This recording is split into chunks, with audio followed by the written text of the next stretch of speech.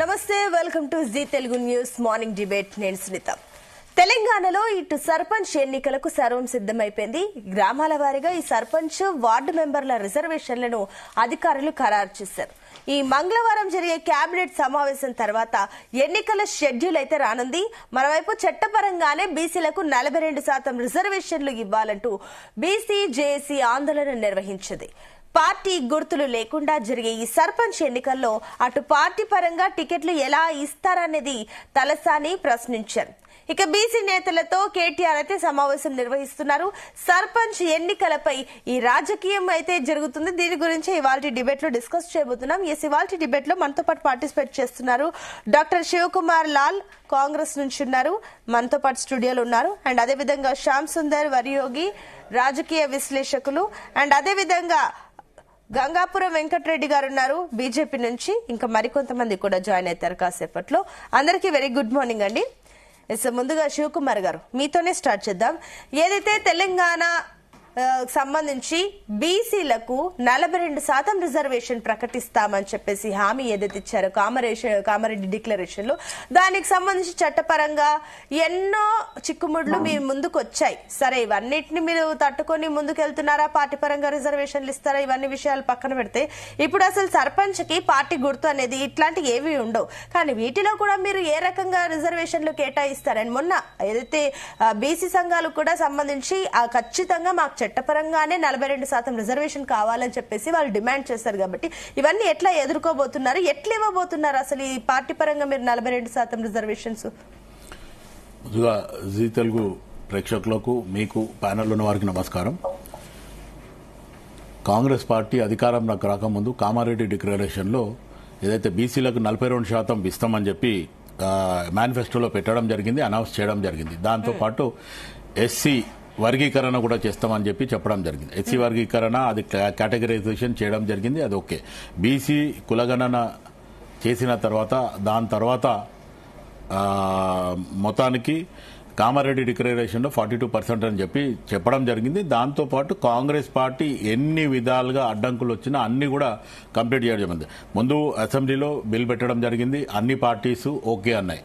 దాని తర్వాత అది గవర్నర్కి పంపించడం జరిగింది. గవర్నర్కి పంపించిన తర్వాత ఆ ఫైల్ ఇప్పటివరకు కూడా పెండింగ్ ఉంది. దాని తర్వాత హైకోర్టు నుంచి ఒక డిసిషన్ వచ్చింది, ఒక కట్ ఆఫ్ డేట్ లోపల మీరు సర్పంచ్ ఎన్నికలు చేయాలని.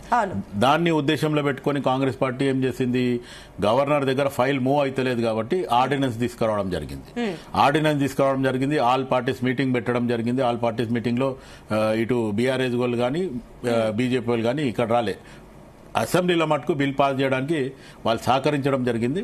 బట్ ఢిల్లీకి రానికే మటుకు ఎవరు సస్యమా అన్నారు. దాని తర్వాత కాంగ్రెస్ పార్టీ ఏదైతే జంతర్ మంతర్ దగ్గర మహాధర్నా చేయడము, తర్వాత పార్లమెంట్ని వాయిదా తీర్మానం పెట్టమని చెప్పి అడగడము, ఇవన్నీ కూడా కాంగ్రెస్ పార్టీ ఏమేం చేయాలో అన్ని రకాలుగా కాంగ్రెస్ పార్టీ చేయడం జరిగింది. దాని తర్వాత ఏదైతే సుప్రీంకోర్టులో కూడా పోయి ఇది చేయడం. కానీ సుప్రీంకోర్టు ఏమన్నది, ఏదైతే హైకోర్టు ఏం డిసిషన్ తీసుకుందో దాని మీద మీరు నిర్ణయం తీసుకోండి అన్నందుకు ఈరోజు రేపు జరగబోయే ఏదైతే మంత్రివర్గంలో నిర్ణయం తీసుకోవడం జరుగుతుంది. ఇటు బీసీలకు మటుకు మొన్న 24లో జరిగిన కులగణన ప్రకారం తీసుకోవడం జరుగుతుంది. ఎస్సీలకు మటుకు 2011 ప్రకారమే తీసుకుంటామనేది మొన్న జరిగిన మంత్రివర్గంలో ఒక నిర్ణయం తీసుకోవడం జరిగింది.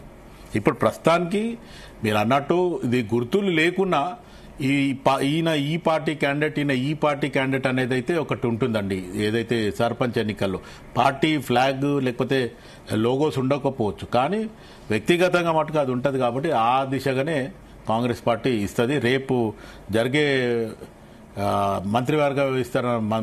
మంత్రివర్గంలో నిర్ణయం ఏదైతే తీసుకుంటారో దాని మీద ఏం చేయాలనేది ఫైనల్ గా ఉంటుంది. దాని తర్వాత నోటిఫికేషన్ ఇవ్వడం. ఓకే అండి. అండ్ అదే విధంగా బీఆర్ఎస్ నుంచి దిలీప్ రెడ్డి గారు కూడా జాయిన్ అయ్యారు. గుడ్ మార్నింగ్ అండి దిలీప్ రెడ్డి.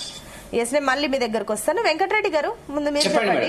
సో ఈ సర్పంచ్ ఎన్నికలకు సంబంధించి పార్టీ గుర్తులు ఏవి ఉండవు, కానీ పార్టీల పరంగా ఏ రకంగా క్యాండిడేట్ ని నిలబెడతారన్న ఒక క్వశ్చన్ మార్క్ ఉంది. And at the same time అటు బీసీల నుంచి సంబంధించి వాళ్ళేమో మాకు చట్టపరంగా 42% రిజర్వేషన్ కావాలని వాళ్ళు డిమాండ్ చేస్తున్నారు. అటు కేటీఆర్ కూడా బీసీలతోని సమావేశమై మాట్లాడుతున్నారు. సరే, ఈ రకంగా అటు బీఆర్ఎస్ నుంచి ఎంతో కొంత ప్రయత్నాలు కనిపిస్తున్నాయి, అటు కాంగ్రెస్ నుంచి ఏదో కనిపిస్తుంది. బీజేపీ నుంచి ఏ రకంగా స్టాండ్ ఉండబోతుంది బీసీలకు సంబంధించి? మీరు ఏ రకంగా నిల్చోబోతున్నారు? ఈ సర్పంచ్ ఎన్నికలకు సంబంధించి మీరు సన్నద్ధం ఎలా ఉంది?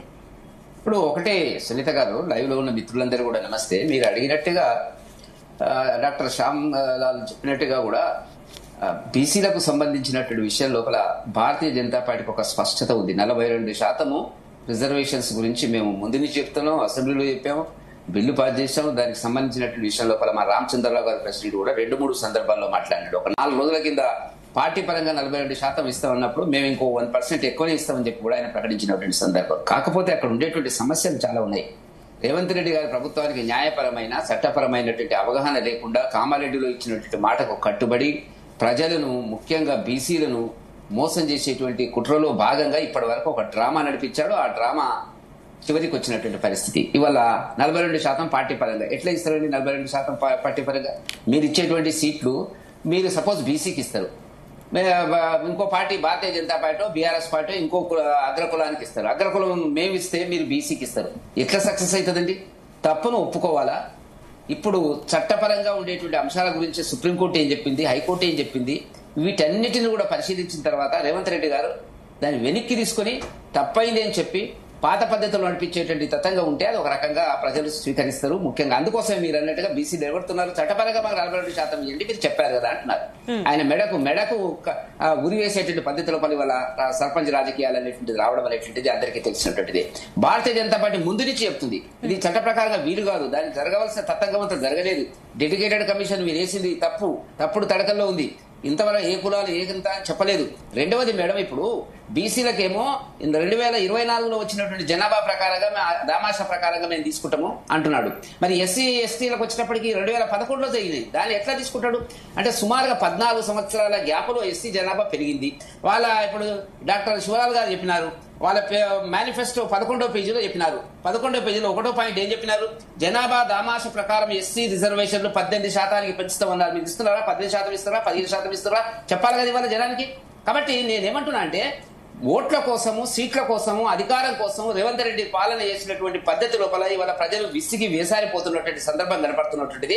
ఇవాళ మీరు చెప్పండి, వీలు కావడం లేదు, అనేక న్యాయపరమైన అంశములు దీనికి అడ్డొస్తున్నాయి, భవిష్యత్తులో ఏ రకంగా జరుగుతుంది చూద్దాము, మేము పాత పద్ధతులు ఇస్తామని చెప్పాలా?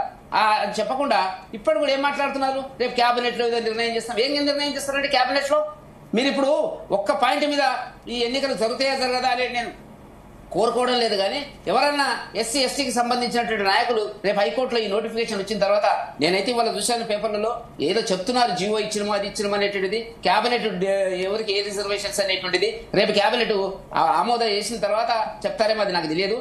ఇప్పుడు 2011లో ఎస్సీ ఎస్టీ జనాభా దామాషా పద్ధతి లోపల మీరు రిజర్వేషన్ కేటాయిస్తే, మరి ఇదేమో బీసీలకు వచ్చేటప్పటికేమో 2024 ఇస్తే మీరు ఏం మాట్లాడుతున్నారు? 13-14 సంవత్సరాల గ్యాప్లో ఎస్సీ జనాభా ఎంత పెరిగింది? పెరిగిన ప్రకారంగా 18% ఇస్తామని చెప్పి మీరే చెప్పారు కదా, మేనిఫెస్టో పేజీ నెంబర్ 11లో చెప్పారు కదా.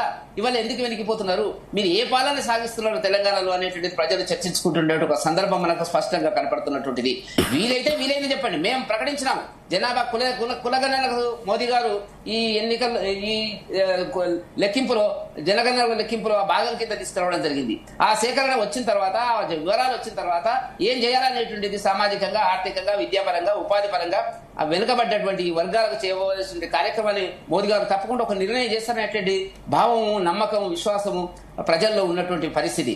కాబట్టి ఇవాళ ఇప్పటికి ఎవరైనా పిటిషన్ వేస్తే మేడం, నేను చెప్తున్నాను, వేయమని నేను కోరుకోవడం లేదు, కావాలని నేను చెప్పడం లేదు. పిటిషన్ వేస్తే కోర్టు ఆపేస్తుంది. ఇప్పుడు 2011 ఎస్సీ ఎస్టీలకు ఎట్లా కొలత పద్ధతి తీసుకుంటారు, బీసీలకు 2024 ఎట్లా తీసుకుంటారు? అన్యాయం జరగడం లేదా? నిజానికి ఎస్సీ ఎస్టీలకు రాజ్యాంగబద్ధంగా ఉంది, ఎప్పుడు వాళ్ళ జనాభా పెరిగితే ఆ పద్ధతి లోపల వాళ్ళ రిజర్వేషన్లు పెరగాలనేటువంటి చట్టంలో ఉన్నటువంటి అంశం. ఇప్పటి వరకు బీసీలకు దానికి సంబంధించినటువంటి అంశం లేదు. కాబట్టి ఎవరిని మోసం చేయడానికి ప్రయత్నం చేస్తున్నాడు రేవంత్ రెడ్డి గారు? ఏమన్నా అంటే బీజేపీ అడ్డం పడ్డది, బీజేపీ ఒప్పుకోలేదు. ఏం ఒప్పుకున్నారు? మీరు చెప్పినప్పుడు, మీరు కామారెడ్డిలో చెప్పినప్పుడు బీజేపీనో బీఆర్ఎస్ నో అందరినీ పిలిచి ఇది చేద్దామని, ఆ తర్వాత మీరు ప్రధానమంత్రి గారి దగ్గరికి మిత్రుడు అంటున్నాడు రాలేదు అనేటువంటి, ప్రధానమంత్రి గారి దగ్గరికి ఎప్పుడైనా తీసుకెళ్లాడా? ఎప్పుడైనా చెప్పాడా? ప్రధానమంత్రి గారు ఏమన్నా ఇంటర్వ్యూ ఇవ్వమని చెప్పాడా? ఆ మాట నేను చెప్పాలి కదా. కాబట్టి తెలంగాణలో బీసీ కోణం లోపల వేసేటువంటి డ్రామాలు ప్రజలకు అర్థమైనాయి. రేపు వచ్చేటువంటి ఎన్నికల లోపల ఇప్పుడు ఆల్రెడీ మీరు చెప్తున్నారు బీసీ సంఘాలు ఇట్లా ఇవ్వడానికి వీల్లేదు, వాళ్ళు పాలాభిషేకం చేశారు, పాలాభిషేకం చేసినారు, పొగిడినారు, శాల్వలు కప్పినారు, స్వీట్లు తినిపించినారు. రేవంత్ రెడ్డి గారు ఒక హీరో కింద దేశంలో బీసీల పట్ల చిత్తశుద్ధి గల అనేటువంటి పద్ధతి లోపల నాయకుడు ఎవరైనా ఉన్నారంటే రేవంత్ రెడ్డి గారిని బీహార్ వరకు ప్రకటించుకున్నారు. బీహార్ లో కూడా అడ్వర్టైజ్మెంట్ ఇచ్చినారు, 1000 కోట్ల రూపాయలు పెట్టి అడ్వర్టైజ్మెంట్ ఇచ్చినారు. చివరికి ఏమైంది, ఇది విఫల ప్రయత్నం, ఇది జీవో రాలేదు, అమలు కాలేదు అంటే ఎన్నికలకు కూడా రేవంత్ రెడ్డి గారిని ఆహ్వానించిన బీహార్ కాంగ్రెస్ పార్టీకి సంబంధించింది. కాబట్టి చూడాలి ఏం జరగబోతుంది అనేటువంటిది. వాస్తవాలు ఒప్పుకోవాలి రేవంత్ రెడ్డి గారు, వాస్తవాలు ఒప్పుకొని తప్పులను సరిదిద్దుకునేటువంటి ప్రయత్నాలు కూడా ప్రతిపక్ష పార్టీల విశ్వాసాన్ని తీసుకుని ముందుకు వెళ్తే బాగుంటుందని చెప్పి భారతీయ జనతా పార్టీ భావిస్తున్నటువంటి ఒక సందర్భం. ఓకే అండి. ఎస్ దిలీప్ రెడ్డి గారు, గుడ్ మార్నింగ్. గుడ్ మార్నింగ్ అండి. ముందుగా ప్యానెల్ మెంబర్స్ కి, మీ జీ తెలుగు ప్రేక్షకులందరికీ గుడ్ మార్నింగ్. గుడ్ మార్నింగ్ అండి. సో ఏం చెప్తారు, అటు ఆల్రెడీ తెలంగాణలో సర్పంచ్ ఎన్నికలకు అంతా రెడీ అయిపోయింది, మేము వార్డు మెంబర్లు సర్పంచ్లకు సంబంధించి రిజర్వేషన్లను ఖరారు చేసేసామని చెప్పేసి అటు కాంగ్రెస్ పార్టీ అంటుంది. అండ్ ఇంకొక పక్క అటు బీసీలకు సంబంధించి మద్దతుగా కేటీఆర్ సమావేశాలు ఇవన్నీ జరుగుతున్నాయి. ఏంటి ఏమనుకోవచ్చు, దీనిపైన మీ రియాక్షన్ ఏంటి అసలు? ఇప్పుడు మనం సూటిగా ఏంటంటే, ఇప్పుడు ఇద్దరి వాక్యాలు చూసినాం, కాంగ్రెస్ మరియు బీజేపీ. ఇద్దరు నువ్వు దొంగ అంటే నువ్వు దొంగ అనుకుంటారు, కానీ వాస్తవానికి వస్తే ఇద్దరు దొంగలే. ఇద్దరిని ఇక్కడ 8 మంది ఎంపీలను బీజేపీ వాళ్ళను, 8 మంది కాంగ్రెస్ వాళ్ళను గెలిపించారండి. ఈ 8 మంది రాజీనామా చేస్తే వాళ్ళ బాసులు వచ్చి దిగిరారా? వీళ్ళు ఢిల్లీలో కాంగ్రెస్ వాళ్ళు ధర్నా పెడితే రాహుల్ గాంధీ ఢిల్లీలో ఉంటాడు, కానీ రాహుల్ గాంధీ అటు దిక్కు ఎందుకు రాడండి? రాహుల్ గాంధీ చిత్తశుద్ధి అది, మీ పార్టీ చిత్తశుద్ధి ఏందో ఆ రోజు బయట వాళ్ళేదా? ఈరోజు బీజేపీ వాళ్ళు చాలా స్మార్ట్ గా ఆన్సర్ ఏం చెప్తున్నారండి, మేము కులగణన చేసినాక అది ఇదని ఏదో మాట్లాడుతూ ఉన్నారు. ఈరోజు ఎవరండి ఈరోజు రాజ్యాంగబద్ధంగా సవరణ చేయాల్సింది? బీజేపీ కాదా? ఈరోజు ఈ కాంగ్రెస్ బీజేపీలు అన్ని దోబూసులాట దొంగాటలాడుతున్నాయని ప్రజలు చాలా స్పష్టంగా అర్థం చేసుకుంటా ఉన్నారు. ఈరోజు బీసీ రిజర్వేషన్ సాధించడం అంటే, నాడు కేసీఆర్ గారు పోరాడి తెలంగాణ సాధించడం ఎంతగానో అన్ని పార్టీలను జాతీయ స్థాయిలో ఏకం చేసి సాధించిండో, ఈరోజు బీసీ రిజర్వేషన్ అంశం కూడా మనం జాతీయ స్థాయిలో పోరాడి జాతీయ స్థాయిలో చేయాల్సినటువంటి అంశము. ఈరోజు ఈ కాంగ్రెస్ పార్టీ కామారెడ్డి డిక్లరేషన్ లో ఏ నమ్మకంతో ఆ రోజు హామీ ఇచ్చిందండి? మరి ఆ రోజు వాళ్ళకి తెలియదా ఇవన్నీ ఉంటాయని? ఈరోజు న్యాయపరమైన చిక్కులు ఉంటాయని చెప్పి కాంగ్రెస్ పెద్దలకు ఎవరికి తెలియదా అండి? వాళ్ళందరికి తెలుసు, ఎట్లనైనా చేసి ఎలక్షన్ లో గెలవాలని చెప్పేసి ఒక బోగస్ హామీల కోసం మాత్రమే ఈరోజు ఇచ్చిరని చెప్పి ప్రజలు స్పష్టంగా చేస్తా ఉన్నారు. అసలు గుర్తే లేదు కదండి. గుర్తు లేని చోట ఏ రకంగా పార్టీ పరంగా 42% ఇస్తాడు? సరే, రాజకీయంగా ఈ విధంగా ఒక మాట చెప్పినాం, మరి విద్యా ఉద్యోగాలు ఎట్లా ఇస్తామండి? విద్యా ఉద్యోగాలు పార్టీ గుర్తులుంటాయా? వాళ్ళకి రిజర్వేషన్ ఎట్లా ఇస్తావు చెప్పు. ఈరోజు ప్రతిదీ, ఈరోజు జియో మనడు ఒకటే జియో కొట్టేసిందని చెప్తాం 9th, బట్ 10th 11th కూడా కోర్టు కొట్టేసింది కదా. విద్యా ఉద్యోగాలలో కూడా రిజర్వేషన్ కొట్టేసింది కదా. దాని గురించి ఎందుకు చర్చ జరగట్లేదండి? ఈరోజు దాని గురించి కూడా సమగ్రంగా చర్చ జరగాల. ఈరోజు 42% పార్టీ పరంగా ఇస్తా అన్నటువంటి రేవంత్ రెడ్డి గారు, ఈరోజు నీ మంత్రివర్గంలో 42% నీ చేతిలోనే ఉంది కదా, ఏ కోర్టు అడ్డంకులు లేవు కదా, ఈరోజు ఎందుకు ఇస్తలేవు? ఈరోజు కాంట్రాక్టర్లో 15% కేసీఆర్ గారు తీసుకొచ్చారు కదా, నువ్వు 42% ఇస్తా అన్నావు కదా, నువ్వు 42% ఎందుకు ఇస్తలేవు? ఎవరిని అడుగుంటున్నా? ఎవరు అడుగుంటున్నాడా? మీరు ఎందుకు ఇస్తలేరు అక్కడ? ఈరోజు నీ చేతిలో ఉన్నటువంటి పనులలో ఎక్కడ నువ్వు 42% అమలు చేయవు, కానీ మాటలకు మాత్రం 42 అంటావు. ఈరోజు 42% పార్టీ పరంగా ఇస్తా అని అంటున్నావు కదా, దీనికి చట్టబద్ధత ఉన్నదా అసలు? ఈరోజు ఏం లేదండి, ఉయ్యాల ఊగి ఊగి ఊగి ఏడనో దగ్గర అవుతుంది కదా, గట్టనే రేవంత్ రెడ్డి గారు ఎంత కొట్టుకున్నా గానీ వచ్చి గానే ఆగాల్సింది. ఆయనకు కూడా తెలుసు ఇది ఊగే ఉయ్యాల, ఎట్లనో నేను ఎంత ఊగినా గానే ఆగుతా అని తెలుసు కూడా ఈరోజు ప్రజలంటే అంత చిన్నగా కనిపిస్తున్నాయి రేవంత్ రెడ్డి గారికి అని చెప్పి అడుగుతా ఉన్నాము. ఇంకా వీళ్ళు ఎందుకు రాజీనామా చేయట్లేదండి? ఈరోజు అందరం కలిసి తెలంగాణ సమాజం వీళ్ళపై ఒత్తిడి చేయాలి. 8+8 ఈరోజు 8+8 = 0 అయిపోయింది. 16 గా ఉన్న 0 అయిపోతుంది. మీకు జీరో ఉంది కదా, జీరో ఉంది కాబట్టి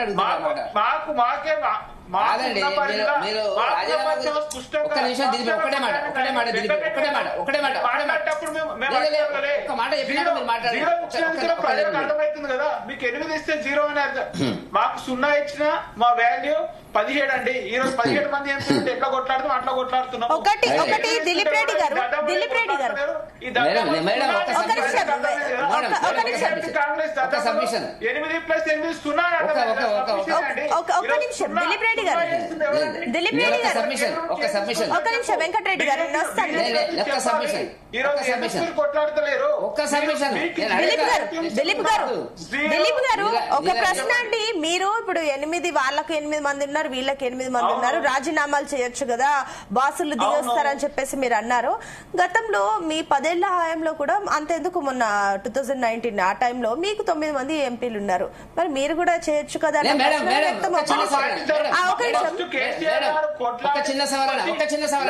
చెప్పండి ఒక నిమిషం దిలీప్ గారు చెప్పండి వెంకట్ గారు.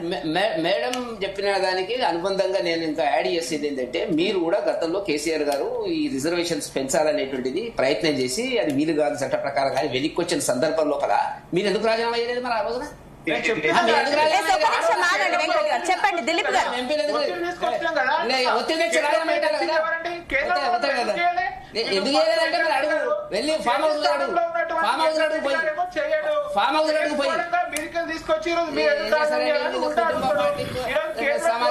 బీసీల గురించి మాట్లాడుతుంది వెంకటరెడ్డి గారు. నేను చెప్పేది వినండి. కేంద్రంలో ఈరోజు సంకీర్ణ ప్రభుత్వం నడుస్తా ఉంది. ఇక్కడ నుంచి పైన 8 మంది ఎంపీలు కీలకం. ఆనాడు బీఆర్ఎస్ కేంద్రంలో ప్రభుత్వం పడిపోకుంటుండే ఈ రోజు 8 మంది రాజీనామా చెప్పి సంకీర్ణ ప్రభుత్వం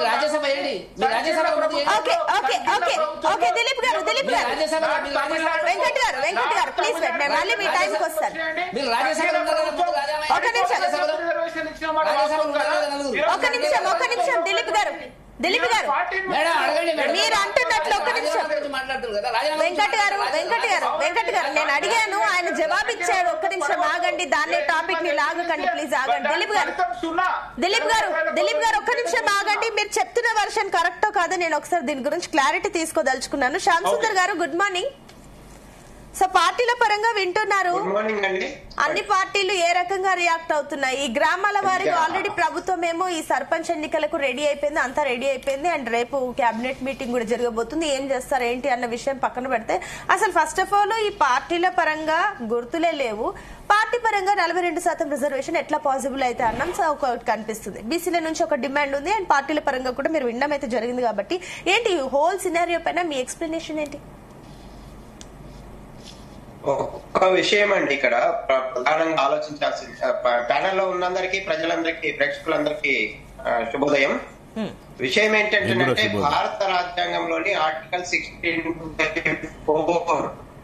వీళ్ళెవ్వరూ ఏం పరస్పర విమర్శలు చేసుకున్నా గానీ ఆర్టికల్ 16/4 ఏం చెప్తుంది అంటున్నట్టే, రిజర్వేషన్లు అనేవి సమాజంలో ఎవరైనా సేవలు అందించడానికి, రాష్ట్రంలో సేవలు అందించడానికి వెనుకబడిపోతే అలాంటి వెనుకబడిపోయినటువంటి ప్రజలకి ఆర్థిక సామాజిక పరంగా రిజర్వేషన్లు కల్పించవచ్చు అనేది స్పష్టంగా ఉందండి భారత రాజ్యాంగంలో.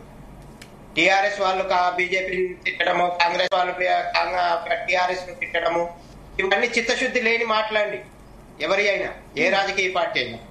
వాస్తవంగా వాళ్ళందరికీ తెలుసు, వాళ్ళ అడ్వకేట్లు లేరా? మత ప్రాతిపదికన రిజర్వేషన్లు కల్పించకూడదని భారత రాజ్యాంగం చెప్తుంది. 2024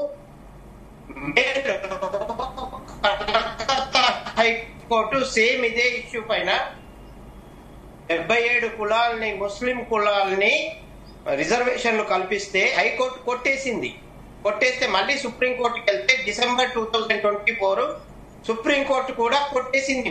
రిజర్వేషన్లు అనేవి మతపరంగా ఉండకూడదు ఎట్టి పరిస్థితుల్లో కూడా.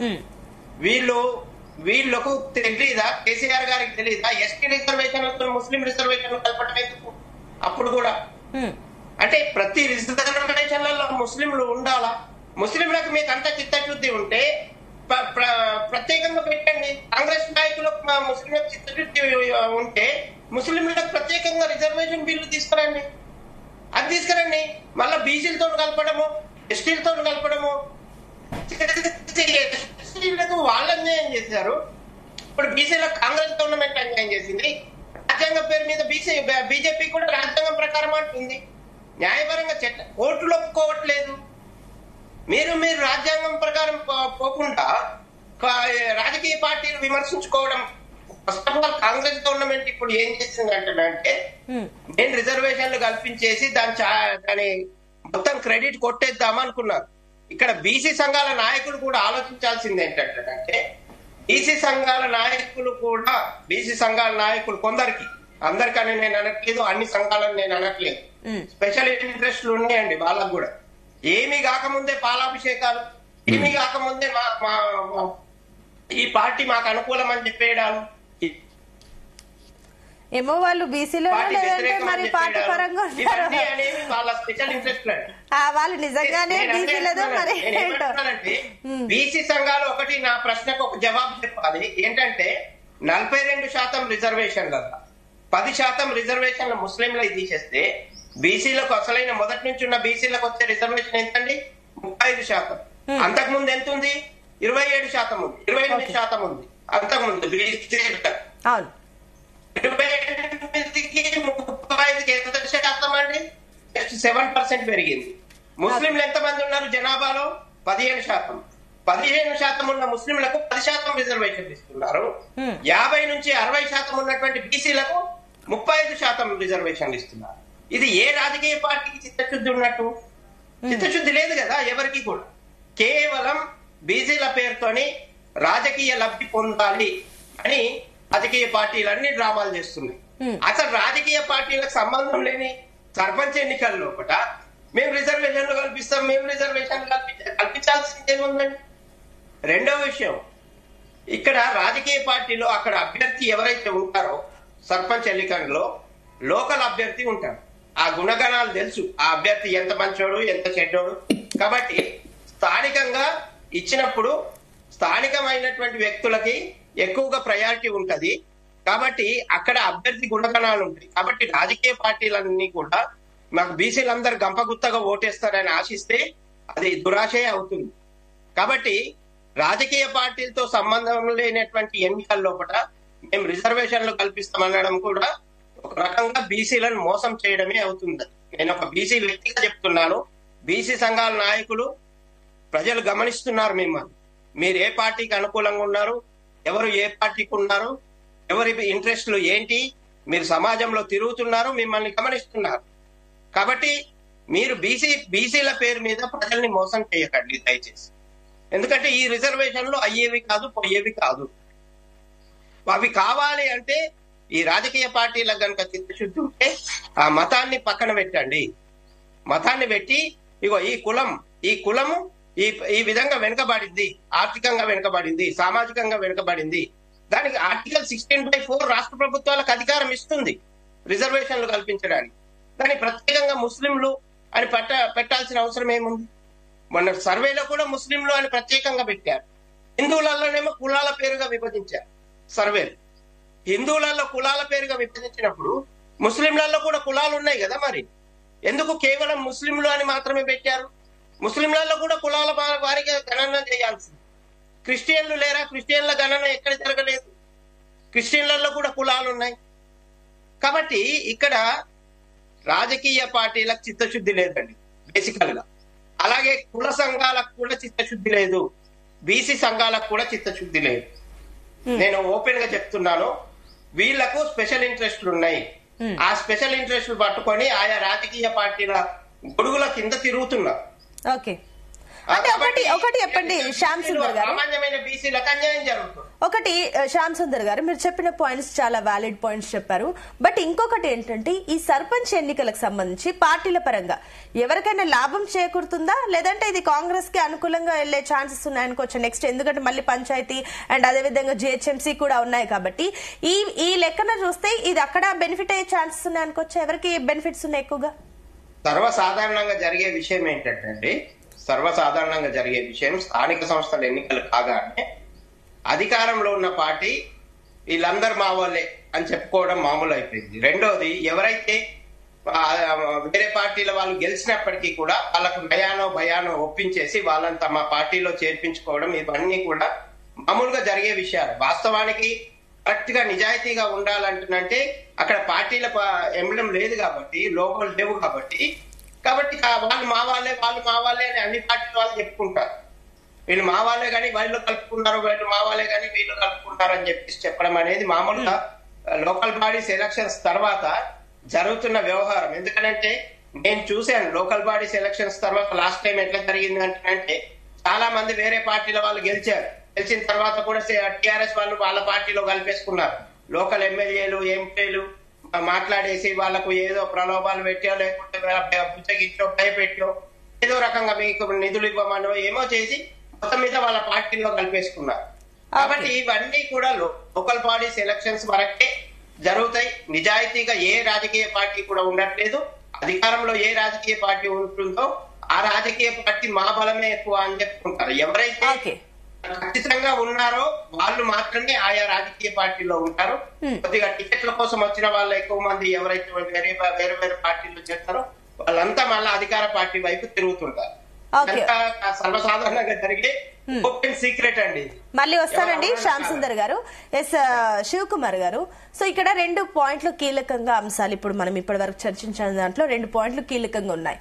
ఒకటి, పార్టీ గుర్తే లేదు, మీరు ఏ రకంగా పార్టీ పరంగా రిజర్వేషన్ ఇస్తారనేది నెంబర్ 1 పాయింట్. మీరు ఏ రకంగా ఖరారు చేశారు, ఆల్రెడీ అంతా సిద్ధమైంది అన్నారు కాబట్టి మీరు ఎట్లా ఆ లిస్టు తీసుకున్నారు, ఎవరెవరు తీసుకున్నారు. అండ్ ఇంకొక కీలకమైన పాయింట్ ఏంటంటే ఇందాక శ్యామ్ సుందర్ గారు అన్నారు అక్కడ ఏదైతే స్థానిక సంస్థలకు సంబంధించి అక్కడ వాళ్ళకి లోకల్ గా ఎవరు బెటర్ ఉన్నారు ఏంటి, ఆల్రెడీ గుణగణాలు ఆల్రెడీ అందరికి ప్రజలకు తెలుసు కాబట్టి ఓన్లీ బీసీలకే రావాలి అనుకునేది మూర్ఖత్వం. అక్కడ ఎవరికి అందరికి కూడా అవకాశం రావాలి. సో మీరు కేవలం బీసీలకు 42% అన్నారు కాబట్టి చెప్పేసి ఇక్కడ మీరు ఏదో వాడుతున్నారా ఏంటి, ఏ రకంగా యూజ్ చేయబోతున్నారు. అండ్ ఇంకొకటి మతాల గురించి సంబంధించి క్లియర్ గా ఉంది మెన్షన్ చేసి, అయినా మీరు ఎందుకు కలిపారన్న ప్రశ్నలు కూడా ఇప్పుడు వచ్చాయి కాబట్టి రెండింటికి జవాబు చెప్పండి.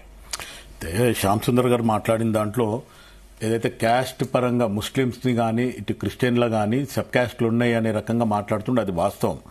అయితే ఒప్పుకుంటున్నారు బీసీలకు సంబంధించి 42% మీరు ఏదైతే లిస్ట్ ఇచ్చారో అందులో ముస్లింస్ లని చేర్చారని మీరు ఒప్పుకుంటున్నారు. ముస్లింలని కాంగ్రెస్ పార్టీ తెరిచింది కదండి. గతంలో ఉన్న పార్టీలు కూడా అట్లాగే ఉన్నాయి. తర్వాత మొన్న బీఆర్ఎస్ కూడా 23% ఇచ్చింది, 32% ఉంటే 23 ఇచ్చింది.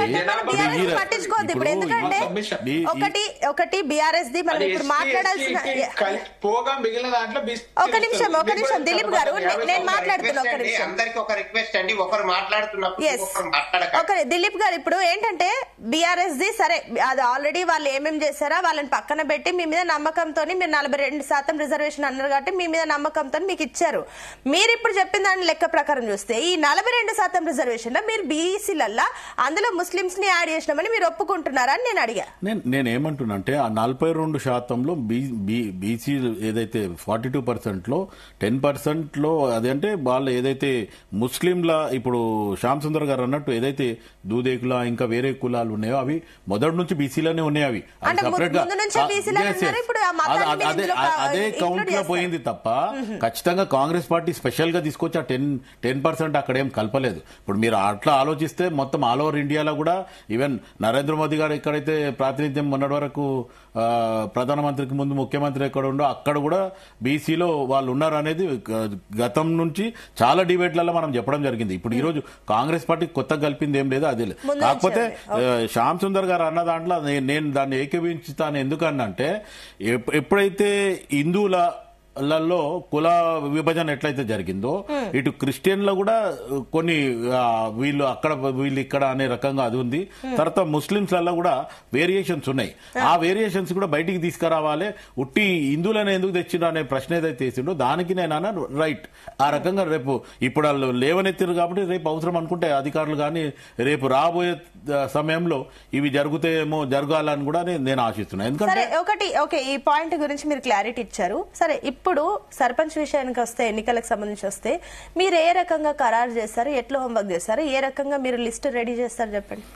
ఇప్పుడు రేపు ఏదైతే మంత్రివర్గంలో నిర్ణయం అయిన తర్వాత దాన్ని మొత్తం డీటెయిల్స్ అన్ని కాంగ్రెస్ పార్టీ ప్రెస్ మీట్ లోనే పెట్టి అనౌన్స్ చేయడం జరుగుతుంది. రేపు ఏ రకంగా వాళ్ళు చెప్తారు అంటే ఎవరికి ఎంత % ఇస్తున్నాము అని చెప్తారు, పర్సెంటేజ్ల గురించి చెప్తారు. కానీ మీరు ఏ రకంగా అక్కడ అసలు విలేజ్ పరంగా మీరు గ్రాస్ లెవెల్లో ఎట్లా హోంవర్క్ చేశారు, మీరు ఇదంతా ఎట్లా ఖరారు చేశారని చెప్పి నేను అడుగుతున్నా. అంటే ఇప్పుడు అక్కడ ఉన్న పరిస్థితుల్లో ఉన్న గ్రామంలో ఎవరు ఏం ఉంది అక్కడ కేటగిరైజేషన్ అంటే మన సభ్యత్వాలు నమోదు చేసుకుని ఇందులోనే లోనే వీళ్ళని ఇచ్చి సర్పంచ్లకు పంపించాలని ఇట్లా ఏమని అనుకుంటున్నారు? లేదు అంటే ఆల్రెడీ మొదటి నుంచి ఉంది కదండి. ఈ రోజు సర్పంచులు ఇప్పుడు లేరు, ఎలక్షన్ కాలే గ్యాప్ అయింది కాబట్టి లేరు. కానీ గతంలో ఉన్న లెక్కలైతే ఆ లెక్కలు ఉన్నాయి.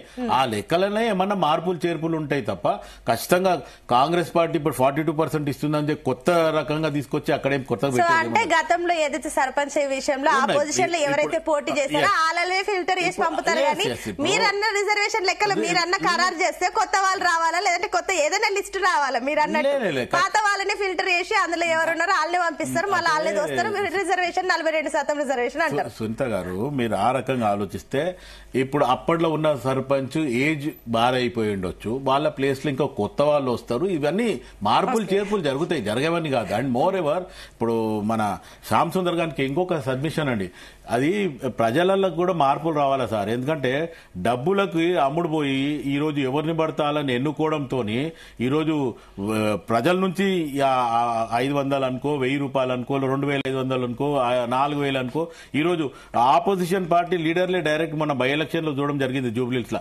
4000 తీసుకోండి, 5000 తీసుకోండి అని చెప్పి ప్రజలను ఉసిగొల్పడము, ఇది ఎంత మటుకు కరెక్ట్?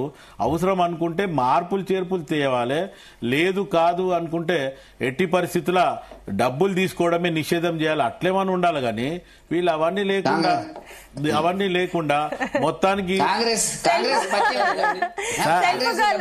వెంకటరెడ్డి గారు, నేను ఓవరాల్ గా చెప్తున్నా, నాట్ కాంగ్రెస్, బీజేపీ, బీఆర్ఎస్, ఇంకా సిపిఎం కాదు, ఇది ఈ మార్పులు తీసుకురాకపోతే మనకి ఇట్లాగే జరిగిపోతుంది. ఒక పాయింట్ మర్చిపోతున్నారు, మీరు 4000 5000 అంటున్నారు కదా, 2500 గురించి క్లారిటీ ఇవ్వట్లేరు. సెల్ఫ్ గోల్ వస్తుందేమో ఒకసారి చూసుకోండి. పొద్దున డిబేట్ కి వచ్చిన గవే పైసలు గుర్తొస్తున్నాయి. దిలీప్ రెడ్డి గారు ఒక్కటి గుర్తుపెట్టుకోండి, 2014 తర్వాత ప్రజలను మబ్బబెట్టింది, ప్రజలని డబ్బుతో కొట్టిందంతా కూడా టీఆర్ఎస్ బీఆర్ఎస్ తీసుకొచ్చింది. గతంలో నేను చెప్పేది వినపడేదారు. ఇంతకుముందు శ్యామ్ సుందర్ గారు ఒకటే మాట అన్నారు, ఏమన్నారు, ఒకరు మాట్లాడేటప్పుడు ఒకరు డిస్టర్బ్ చేయండి, otherwise you right note it in the paper. నేనేం అడిగినానో దానికి మీరు ఇమీడియట్ గా ఆన్సర్ ఇవ్వండి, నేను వద్దంటలే. కానీ ఏమంటే ఈ డబ్బు మయం తీసుకొచ్చిందే కేసీఆర్ గారు. ఎందుకంటే మొత్తం భారతదేశంలో కూడా ఎలక్షన్ కి ఖర్చు అయ్యే పైసలు నేను పెడుతున్నా అన్నాడు. అంటే ఒకప్పుడు ఆయన ఒక కారు కొంటే కార్ కిస్తీలు కట్టలేని పరిస్థితి ఈరోజు భారతదేశానికే నేను ఫైనాన్స్ చేస్తా అని మాట్లాడాడు కేసీఆర్ గతంలో. అంటే ఎంత డబ్బు సంపాదించిందో తెలంగాణ ముంచి అనేది ఆలోచించారు. ఒక నిమిషం శివకుమార్ గారు, దిలీప్ గారు నేను మీకు టైం ఇస్తాను, ప్లీజ్ వెయిట్. వెంకట్ గారు, ఇందాక క్లారిటీగా శివకుమార్ గారు చెప్పారు, బీసీలకు సంబంధించి ఇందులో 10% మైనార్టీలు లేరు, వాళ్ళు ముందు నుంచే ఉన్నారు, ఆ లెక్కనే మేము కంటిన్యూ చేస్తున్నామని చెప్పేసి అంటున్నారు. దీనికి మీ క్లారిటీ ఏంటి? ఇప్పుడు ఒకటి మేడం, రాజశేఖర రెడ్డి గారు ముఖ్యమంత్రిగా ఉన్నప్పుడు ముస్లింలకు 4% రిజర్వేషన్ ఇచ్చిన మాట వాస్తవం. ఇది అమల్లో ఉంది, గత 20 సంవత్సరాలుగా అమల్లో ఉన్న మాట నేను కాదలేను. కాకపోతే సుప్రీంకోర్టులో దాని మీద విచారణ ఇంకా పెండింగ్ ఉంది, నిర్ణయమే జరగలే. రెండవది, ముస్లింల జనాభాకు వాళ్ళు చెప్తున్నటువంటి దానికి ఇప్పుడు మీరు అక్కడ ఇచ్చినారు, మోదీ గారు ఇచ్చినారు, గుజరాత్ లో ఇచ్చినారు, మధ్యప్రదేశ్ లో ఇచ్చినారు కాదు, రకరకాల వర్గీకరణ వాళ్ళల్లో కూడా ఉన్నటువంటి మాట వాస్తవం. మేమేమంటున్నాము, 56% ముస్లింలు బీసీలు ఉన్నారు అని చెప్పి మీరు 42% ఇచ్చి దాంట్లో మళ్ళీ మీరు 10% ముస్లింలను తీసుకొస్తే మొత్తం టోటల్ గా ముస్లింలను మొత్తం ఇప్పుడు మొన్న ఏం జరిగింది మీరు ఒకటి జ్ఞాపకం పెట్టుకోవాల్సిన అవసరం ఉంది మిత్రులందరూ కూడా. మొన్న గతంలో జరిగినటువంటి జిహెచ్ఎంసీ ఎన్నికల లోపల వీళ్ళు ఎవరైతే ఉన్నారో మజ్లిస్ పార్టీ నుంచి వచ్చిన వాళ్ళందరూ కూడా ఈ కేటగిరీ కింద వచ్చి ఎలక్ట్ అయినటువంటి వాళ్ళే. అదే ఇక అది ఇప్పుడు రేపు కానీ అది ఇంప్లిమెంట్ చేస్తే మొత్తం హైదరాబాద్ మొత్తం ఒకే క్యాస్ట్ ఎలక్ట్ అయ్యేటువంటి అవకాశం ఉంటుంది బీసీల కోటాలో. కాబట్టి వాటి వల్ల ప్రమాదాలు ఉన్నాయి.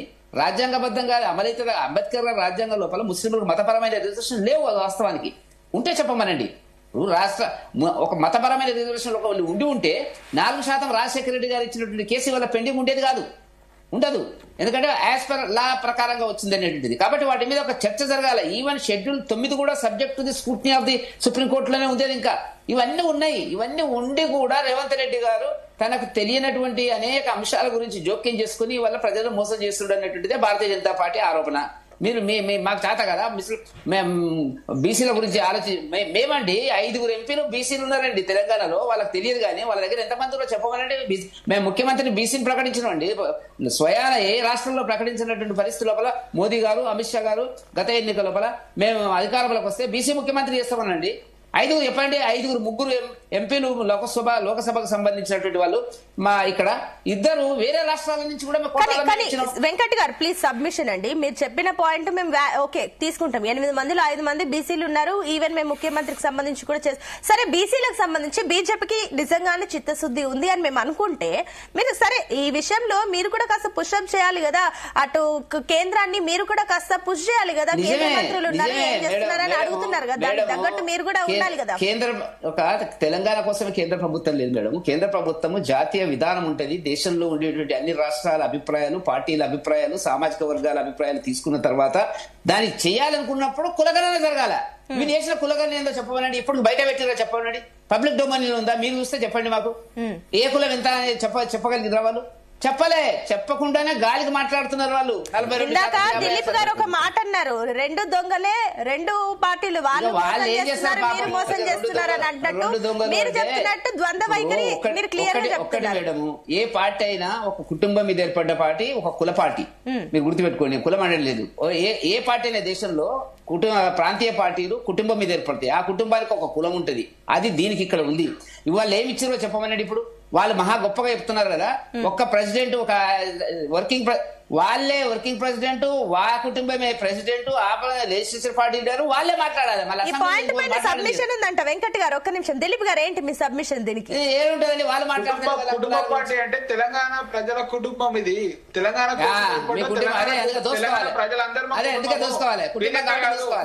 వెంకరెడ్డి గారు మాట్లాడుతూ ఇంకొక మాట కూడా అన్నారు.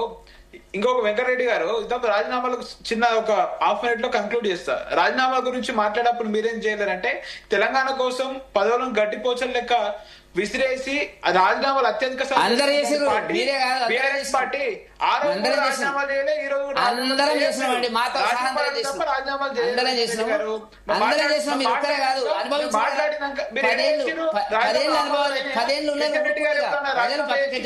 పోయిందా అలా ఉంటాయి కదా. మీరు చరిత్ర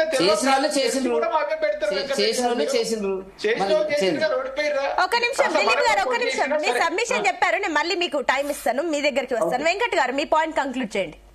ఇప్పుడు నేనేమంటున్నా మేడం అంటే, ఇది భారతీయ జనతా పార్టీ బీసీ వర్గాల పట్ల ఉండేటువంటి చిత్తశుద్ధి గురించి ఎవరు శంకించవలసిన అవసరం లేదు, అనుమానాలు పడవలసిన అవసరం లేదు. నేను చెప్పాను కదా, నేను మొత్తం 8 మంది ఎంపీలలో 5 బీసీలు కాదు మేడం. లోకసభలో 3 ఉన్నారు మాకు. రాజ్యసభ కృష్ణయ్య గారు ప్లస్ మన లక్ష్మణ్ గారిని వేరే ఉత్తరప్రదేశ్ కోట వేరే రాష్ట్రాలకు వెళ్ళి మేము ఎన్నుకున్నామండి. అంటే మాకు ఎంత చిత్తశుద్ధి ఉంటే ఏం అవసరం ఉందండి?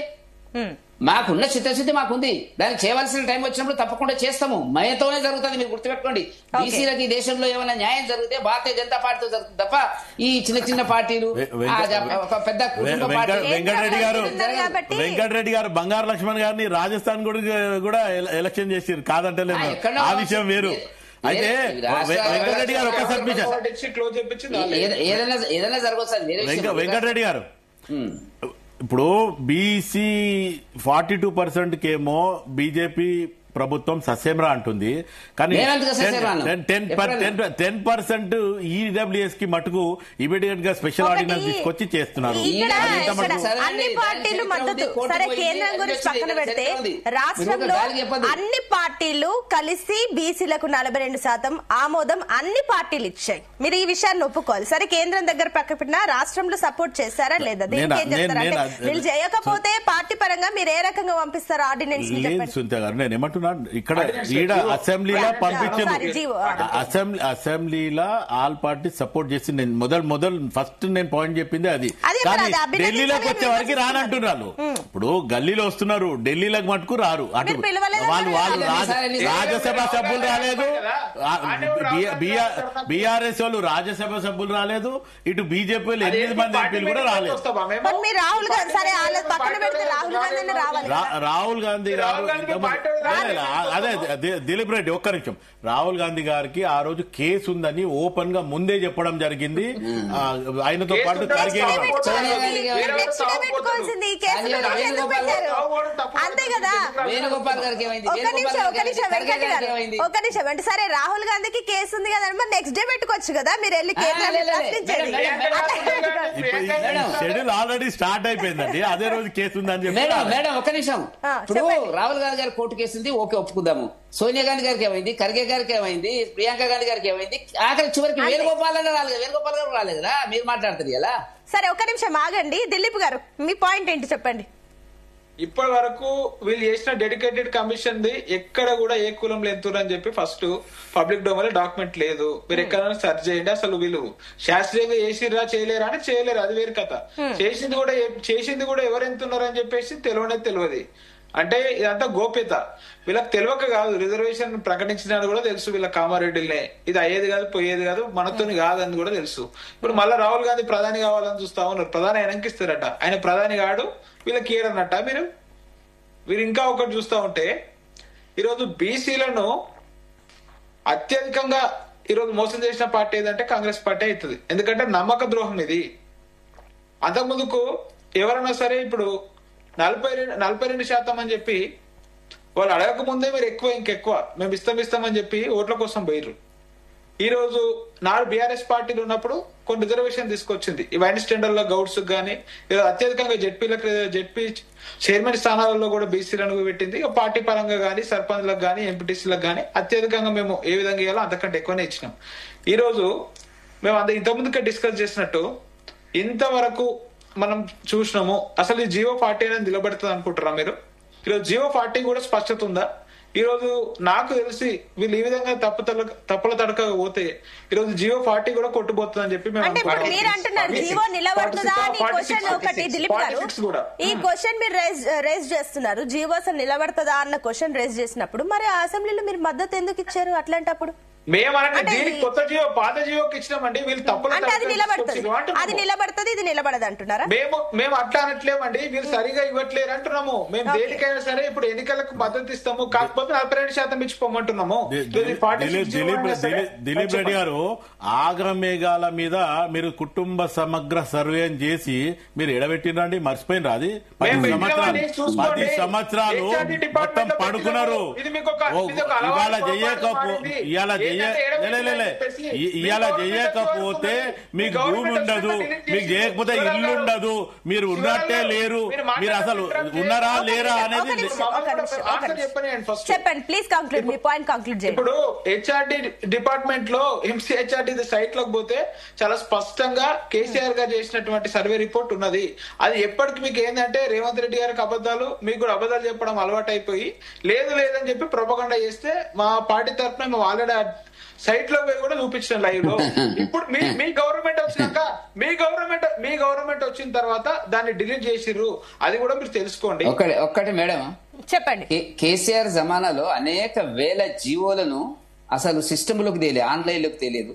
తెచ్చిన జీవోలను కనపడకుండా చేసినటువంటిది, మ్యూట్ చేసినటువంటి గొప్ప క్రెడిట్ కేటీఆర్ గారికి దక్కుతుంది. వాళ్ళు పెట్టుండొచ్చు కానీ విజిబుల్ గా మళ్ళీ చూడడానికి దిలీప్ గారు ఒక నిమిషం. శ్యామ్ సుందర్ గారు, సో ఇప్పుడు జీవోల విషయానికి వస్తే కూడా సరే గత ప్రభుత్వాల్లో ఇప్పుడు ప్రభుత్వాలను జీవోలు అన్ని తెస్తూ ఉంటాయి, కానీ ఇవి చట్ట రూపం దాల్చడానికి చాలా సమయం పడుతుంది. వీటికి సంబంధించి వాళ్ళు కూడా అంతే స్థాయిలో దానికి సంబంధించి చర్యలు తీసుకోవాల్సిన అవసరం అన్ని పార్టీలకు సంబంధించి, ఇప్పుడు ఎవరో పార్టీలు ఉన్నారు ఎవరో గవర్నమెంట్లు ఉన్నారని కాదు, కానీ అన్ని ఆ జీవోలు తెస్తే మనకు ఆ సంబంధించి ఆ చర్యలు మాత్రం శూన్యంగా కనిపిస్తున్నాయి అనుకోవచ్చా? అండ్ ఇంకొకటి, అసలు బీసీలకు న్యాయం జరిగే అవకాశాలున్నాయి. ఈ సర్పంచ్ కు సంబంధించి ఎన్నికలకు సంబంధించినా కూడా ఇది పాసిబుల్ అయింది అనుకోవచ్చా కాంగ్రెస్ గవర్నమెంట్ కి? అంటే అట్లనే కాదండి. ఇప్పుడు 42 జీవో తీసుకొచ్చారు, అది నిలబడదని తెలుసు, అందరికీ తెలిసిన విషయమే. ఇప్పుడు 46 తెచ్చారు. ఇప్పుడు కొత్తగా మిత్రుడు కొత్త ఇష్యూ ఒకటి తీసుకొస్తున్నాడు. అది కూడా ఏమైతే ఇవాళ హైకోర్టులో తీర్పు ఉంది, బహుశా ఇవాళ హైకోర్టులో తీర్పు ఉంది బా. అయితే గవర్నమెంట్ ఆల్రెడీ రిజర్వేషన్స్ అనేవి చేసేస్తుంది, ఫైనల్ చేసేసింది. తర్వాత గెజిట్ కూడా కొన్ని జిల్లాలు రిలీజ్ చేసినాయి. కాబట్టి 26, 27 అట్లా షెడ్యూల్ కూడా ఇవాళ హైకోర్టు తీర్పు వచ్చేస్తే పాజిటివ్ గానే వస్తుంది అని అందరూ ఎక్స్పెక్ట్ చేస్తున్నారు. ఎందుకంటే ఎన్నికలకు లోకల్ బాడీస్ ఎన్నికలు జరగకపోతే 15th ఫైనాన్స్ కమిషన్ ఫండ్స్ రావు రాష్ట్రానికి. అసలు స్టేట్ గవర్నమెంట్ దగ్గర డబ్బులు లేవు. ఇవ్వాల్సిందంతా central government. 15th finance commission డబ్బులు రావాలి అంటే ఇక్కడ ఎలక్షన్స్ జరిగి లోకల్ బాడీస్ ఉండాలి. లోకల్ బాడీస్ లేకుంటే సెంట్రల్ గవర్నమెంట్ ఫండ్స్ ఇవ్వలేని పరిస్థితి. కాబట్టి 15th ఫైనాన్స్ కమిషన్ డబ్బులు రావాలి అంటే ఎన్నికలు నిర్వహించాల్సిన తప్పనిసరి పరిస్థితి అండి ఇప్పుడు. కాబట్టి హైకోర్టు కూడా అడ్డుపడుతుంది, ఎన్నికల్ని క్యాన్సిల్ చేస్తుంది అని నేను అనుకోవట్లేదు. పాజిటివ్ గానే రెస్పాండ్ అయ్యే అవకాశాలు ఎక్కువగా ఉంటాయి. ఎందుకంటే గవర్నమెంట్ కూడా సబ్మిషన్ చేసేసింది ఆల్రెడీ. మేము ఎన్నికలకు వెళ్తున్నాం, ఎన్నికలు నిర్వహించడానికి సిద్ధంగా ఉన్నాం, అన్ని ఏర్పాట్లు చేస్తున్నామని చెప్పి పాత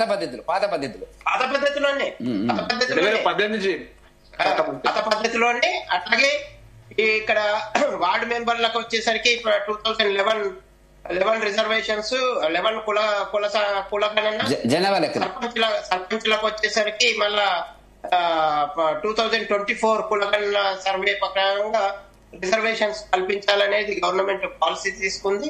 సో కొన్ని జిల్లాల్లో గెజిట్స్ కూడా రిలీజ్ చేశారు. రిజర్వేషన్స్ జాబితాల్లో కూడా పంచాయతీల్లో పెట్టేశారు, ఏ వార్డు ఏంటి, ఏ గ్రామం ఏ రిజర్వేషన్ అని చెప్పేసి ఇవి పెట్టేశారు. కొన్ని జిల్లాలు ఇంక ఇవాళ సబ్మిట్ చేస్తున్నట్టున్నాయి పిఆర్ డిపార్ట్మెంట్.